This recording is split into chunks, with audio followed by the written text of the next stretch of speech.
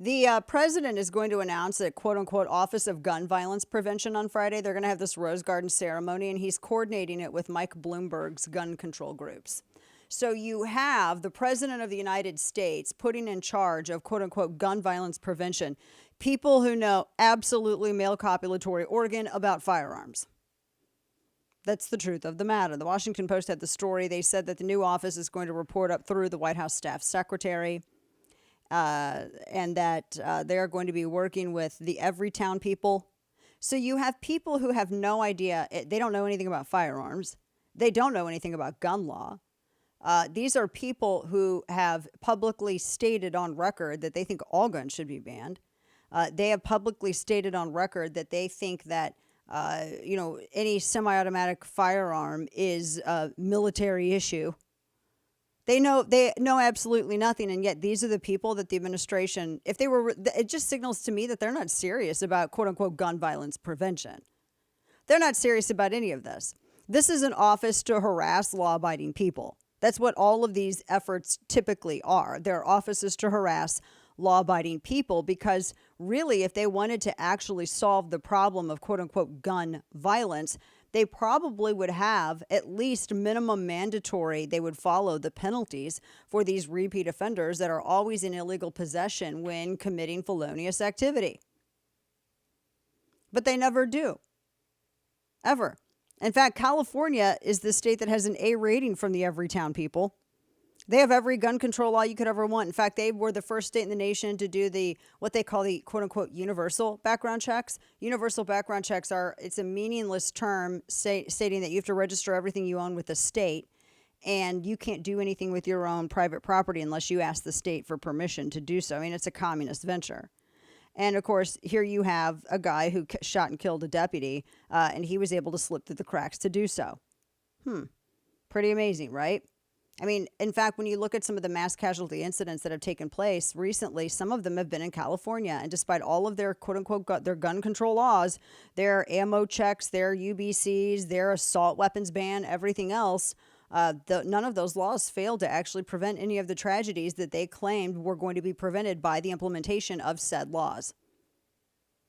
And so instead of blaming their restorative justice policies that allows these repeat offenders to go back out on the street, terrorizing the public again, they actually want to make it more difficult for the public to defend themselves.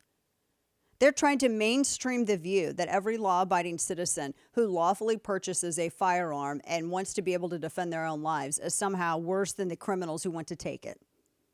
That's what they're promoting. This is an office of terrorizing the law-abiding gun owner. That's what they're announcing on Friday.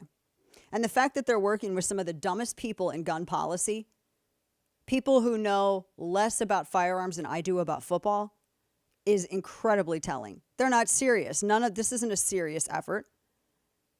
None of this is serious at all.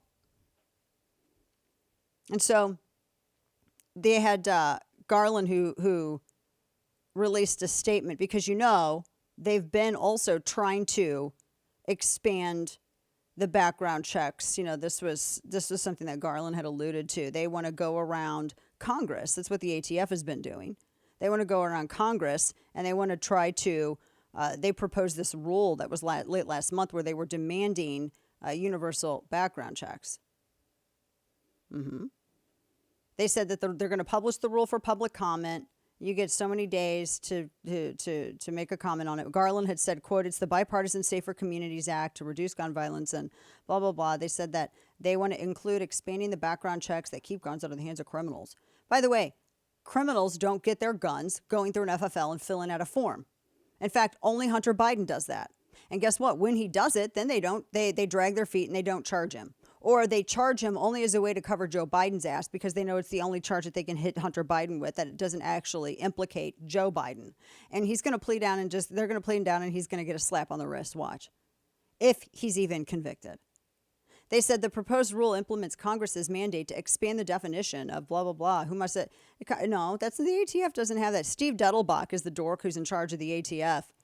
I told you my feelings about the ATF. When I was at SHOT Show, I went up there and I was entirely unimpressed when I went to the booth. I felt like they went out and said, they had a casting call.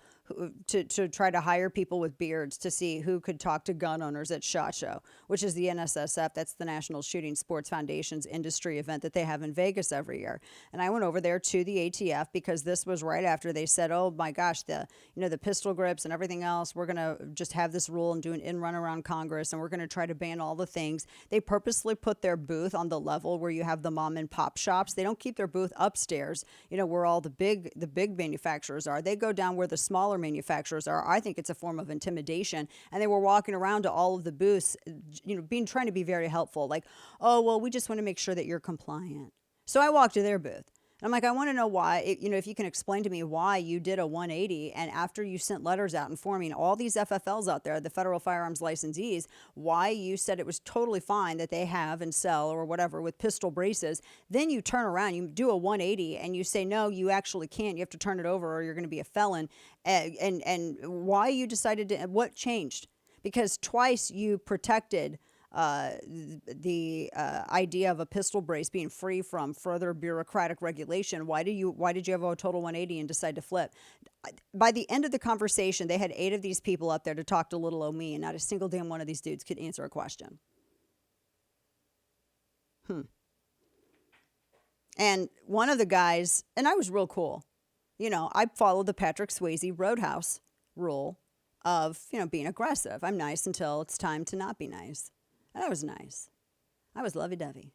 And up there at that booth, there was one guy who definitely wasn't. And he was trying to make that very clear. Like, whenever he said Trump's name, he'd act like he was scratching his face with his middle finger. And I looked at him at one point. I'm like, are you trying to be clever? Like, am I supposed to think, ooh, so edgy that you're doing that? And I just looked right at him. I didn't follow. I can't say what I followed it up with, but that was the most aggressive that I was for that period. I'll get fined. That's why. Yeah. So nobody could answer. Nobody can answer the question. And then the guy was citing the law incorrect, or the rule incorrectly.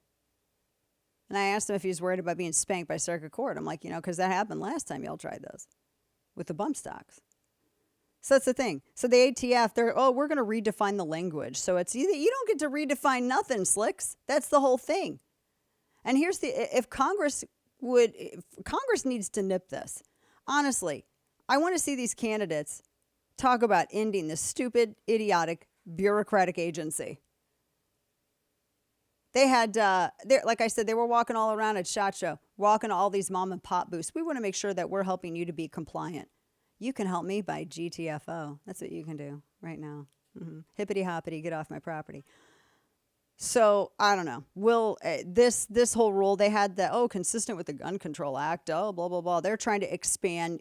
And I've written 2 books about this. I've written I don't know how many pieces about this. I have given I don't know how many interviews about this, and I have done I don't know how many radio segments about how universal background checks A, don't work, B, you can't implement them, and C, it's designed to fail. They're not serious about quote unquote gun violence. They're not serious because they don't care about reducing criminal access. They only care about reducing the law-abiding access and further breaking down law and order in this country. And the fact that they have the bimbos of the gun control world working with them on it tells you everything that you need to know about their motives. I don't take it seriously. They can have whatever rose garden presser they want to, but I'm not taking it seriously. So it is, we'll see, but we're going to have to start having the House get a little serious on it. And I'll be damned if this issue gets lost in the phallus measuring contest that is this Republican primary, this whole party can go to hell.